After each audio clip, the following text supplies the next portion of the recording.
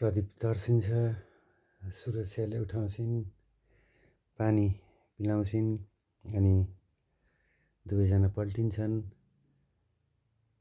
भोलिपल्ट बिहान 6 बजे सुरक्षा उठेर आफ्नो कलेजको मिटिङ भएकोले आज चाँडै जानुपर्ने जानकारी प्रदीपलाई दिलाएर आज हजुर रेस्ट गर्नु, यदि धेरै गाह्रो भएमा मलाई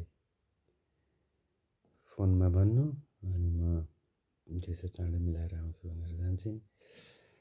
अनि प्रदीपले चिन्ता गर्नु पर्दैन, म ठिकै छु, तिमी आफ्नै टाइममा आऊ भनेर पठाउँछ।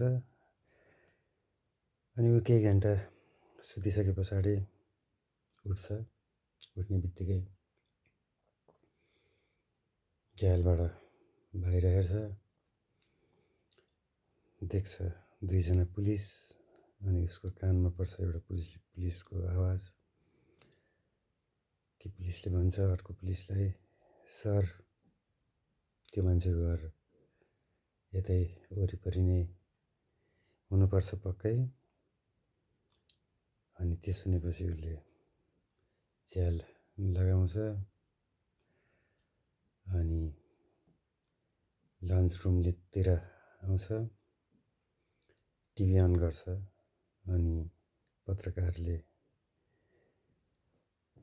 नमस्कार सबै दर्शकवृन्दमा, आज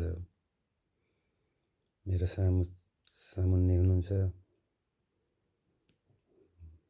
तपाईँहरू सबैजनाको चिरपरिचित अनुहार, उहाँको नाम छ विनोद। अनि क्यामेराले विनोदलाई जब माथि क्यापदेखि तल अनुहारसम्म देखाउँछ, त्यो देखेपछि प्रदीप तर्सेर टिभी बन्द गर्छ, राखिदिन्छ। अनि चिया बनाउनलाई ऊ आफ्नो किचनतिर जान्छ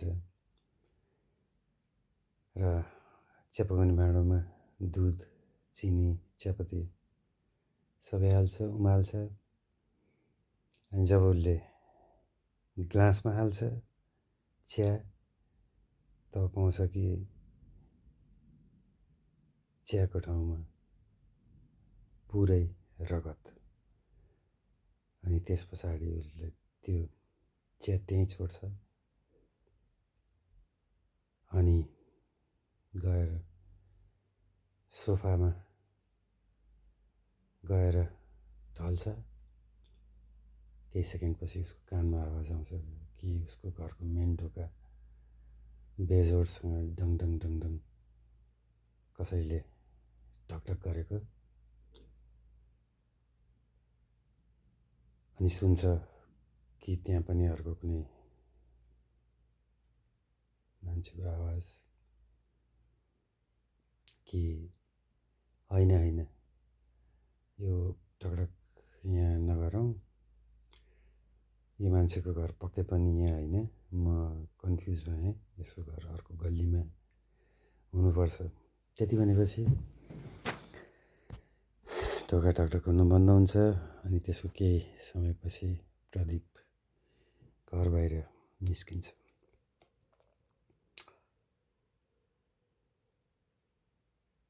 जब घर बाहिर निस्किन्छ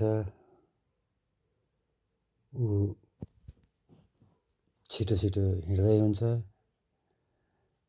त्यही बखतमा बाटोमा एउटा ढुङ्गामा अल्झेर ऊ लड्छ। लडेर जुरुक्क उठेर ऊ एउटा फार्मेसीमा जान्छ र एउटा सिटामोल, आफूलाई साह्रै गाह्रो भएको, निन्द्रा पनि नपुगेको केही दिनदेखि भनेर सिटामोल माग्छ।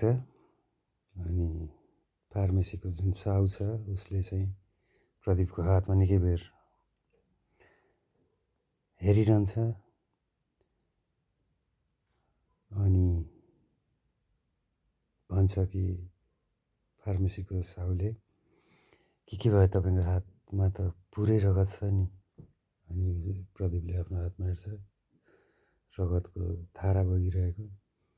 अनि ऊ आफै पनि तर्सिन्छ र भन्छ, ए यो म घरबाट आउँदाखेरि त्यहाँ बिच बाटोमा ढुङ्गामा अल्झिएर लडेको थिएँ। त्यहीँनिर बताएछ, ल यसलाई ड्रेसिङ पनि गरिदिनुहोस् भनेर ड्रेसिङ गराउँछु। त्यस पछाडि फेरि आफ्नो बाटो पहिलाउनुतिर लाग्छ। केही पाइला हिँडेपछि त्यहाँ 4जना मान्छेहरूले उसलाई घुरेर हेरिरहेको देख्छ। अनि केही झस्किँदै अगाडि बढ्दै हुन्छ। त्यतिकैमा एउटाले भन्छ, यो मान्छेको आँखा किन यस्तो डरलाग्दो, हेर त। अनि अर्कोले भन्छ, हो यार, यो मान्छेको पक्कै पनि चालमाल केही ठिक छैन, यसको हाउभाउ आँखा अनुहार सबै हेर्दाखेरि पक्कै पनि केही गडबडी छ। अनि अर्कोले भन्छ, होइन, गडबडी मात्र होइन, यसले पक्कै पनि हिजो एकजनाको हत्या गरेको हुनुपर्छ। किनकि मैले यसलाई बाटोमा जो मान्छेको लास आज भेटियो त्यो मान्छेलाई आफ्नो काखमा राखेको मैले हिजो आफ्नै आँखाले प्रत्यक्ष देखेको थिएँ। त्यसैले यसलाई छोड्नु हुँदैन। अनि अर्कोले भन्छ, होइन, पख यो हाम्रो हातको कुरा होइन, यसलाई पुलिसलाई खबर गरिदिनुपर्छ। अनि प्रदीप त्यहाँबाट अलिक फटाफट हिँड्छ र केही पाइला हिँड्ने बित्तिकै उसले एक ठाउँमा पब्लिक बस रोकिराखेको भेट्छ। अनि त्यहाँ फटाफट चढिहाल्छ। अनि बसभित्र सिटमा बस्छ। सिटमा बसेको अर्को मान्छेले उसलाई निकै बेरसम्म अनौठो तरिकाले हेर्छ। अनि सोध्छ, दाइ, तपाईँ त्यही मान्छे होइन हिजो राति 8 बजे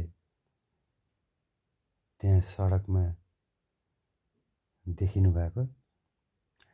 अनि ऊ त्यो सुन्ने बित्तिकै त्यहाँबाट बस पनि रोकिएको टाइम हुन्छ, हतारले ओर्लिहाल्छ। त्यस पछाडि केही पाइला हिँडेर एउटा जुस पसलमा जान्छ। अनि जुस पसलेलाई भन्छ कि साहुजी, मलाई एक ग्लास अनारको जुस दिनुहोस्। केही समयमा साहुजीले ग्लास ल्याएर टक्क टेबलमा राखिदिन्छ र भन्छ, तपाईँको जुस रेडी भयो। अनि उसले टेबलमा जुस हेर्छ। अनि त्यहाँ पनि ऊ तर्सिन्छ। देख्छ कि सिसाको ग्लास भरि पुरै रातो रगतले भरिएको। त्यस पछाडि ऊ झन् तर्सिन्छ, आत्तिन्छ र त्यहाँ बाट छिटो गरेर बेगले बाहिर निस्किन्छ। केही पाइला हिँडेपछि उसको